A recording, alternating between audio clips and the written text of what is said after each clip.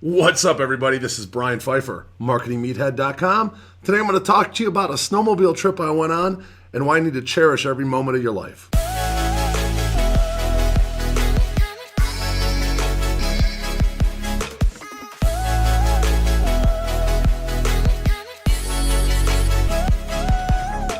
All right, welcome back. So if you haven't subscribed to this channel, make sure you bang that notifications bell. Leave me a comment below if you like the story. Today I'm going to talk about a story. This isn't going to be one of those videos that goes viral. It's not going to be an SEO type video. I'm not doing a how-to, but I thought it'd be a good video to share because I just got back from a really nice weekend up in northern Michigan, northern Wisconsin, up in the North Woods, if you will, and we rented snowmobiles. I went up there with one of my old college buddies who recently got divorced. He's got 4 kids, and he's kind of living a different life now than he was when he was married. And then a couple of my girlfriends, both have had a kid when they were younger, but now they've kind of gotten older. Neither of them are married, so we all went up as just friends. And then one of my other buddies and bottle service guys from Vegas, he lives kind of halfway between Toronto and where we were. He met us up there, and he had his own snowmobile and everything. So we had a nice villa on the Big Powderhorn Mountain, which is a big ski hill in Michigan. They had probably about 4 feet of snow on the ground. It was pretty good amount of snow, and real nice setting. I've been up there. The last time I actually went up there was I think in like 2000, maybe 4 or 5. Okay, so it was a long time ago, and I really don't know why I stopped going up there. Eventually I sold my snowmobiles, and I was working just about every weekend in Chicago from about 2002, 2003 till about 2013 when I left and moved to Vegas, and I pretty much still work every weekend. So I probably just got out of it because I just was working weekends, and it wasn't on the radar. It was hard for me to get away on the weekends. But I pulled out a map out of my snowmobile pants, and I have a story about those in a second. And one of the maps was from 2000 or 99 and 2000, and the other one was from 2004, 2005. So that was definitely the last time I was up there.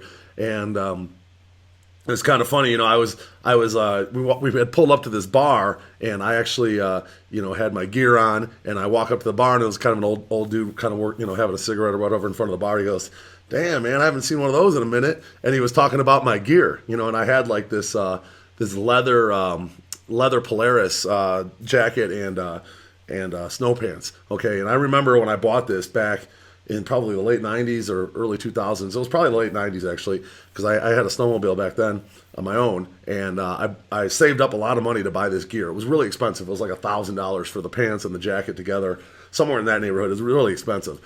Back then, even, this was like 20 years ago.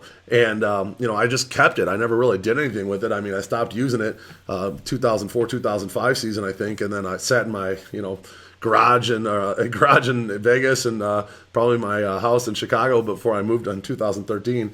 And he's like, "Yeah, you really don't see any of those anymore." And I'm like, "Why?" He's like, "Well, they stopped making them. I guess they were too expensive. People weren't buying them." So I got this, really old, I guess vintage, now it is leather gear that's like 20 years old, but or even maybe older, maybe probably 25 years old. But it's still in great condition. I did condition it before I went on this trip, and it's super warm. It's like the warmest thing ever. But I didn't even realize that they don't make that anymore. That's how long ago this was. So the last time I was up there, cell phones were probably just becoming a thing. Okay, this was like when pagers were still around. I think there might have been a flip phone or like a BlackBerry of some sort around that time. I remember I had just gotten into promotion. It was the MySpace days back then.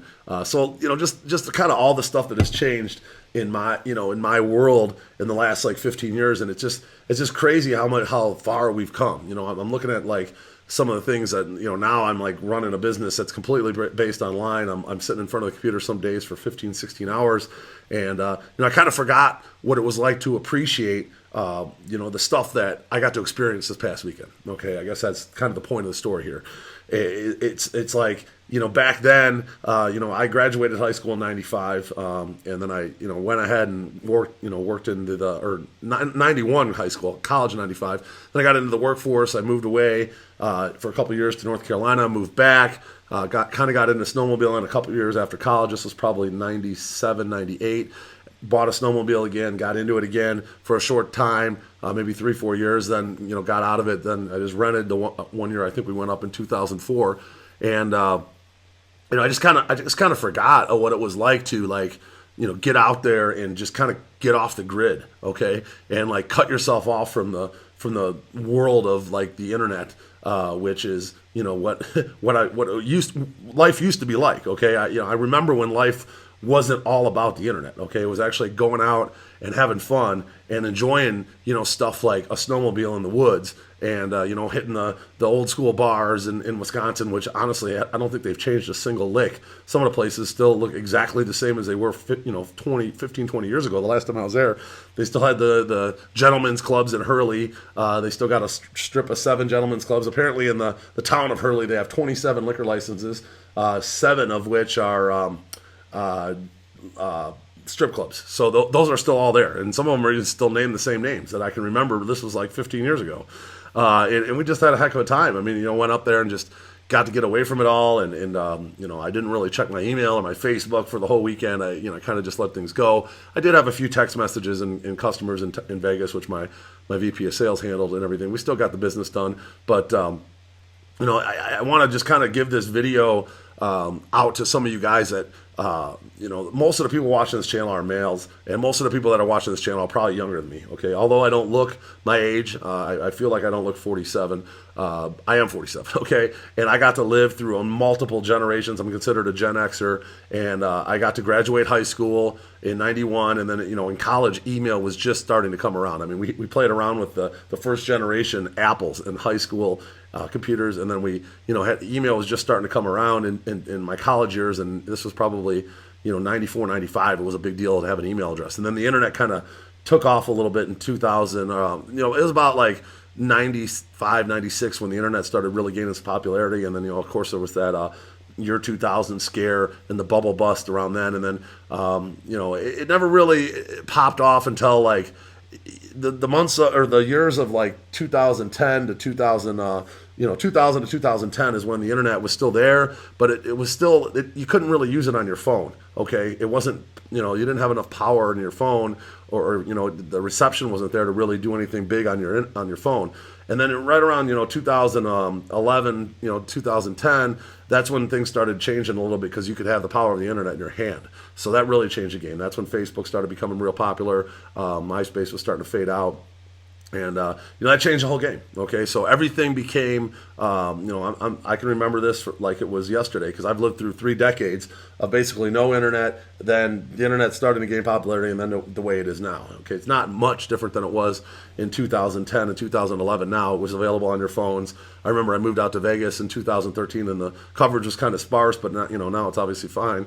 But for the most part, like, it's not that much different than it was in 2013. Obviously, there's different websites and whatnot around, but it's pretty much similar to what it was. So, as I've progressed in this business, I've gotten more into the point where like I'm so dependent on the internet that like I pretty much like that's all I do is sit on the computer all day. I'm running traffic.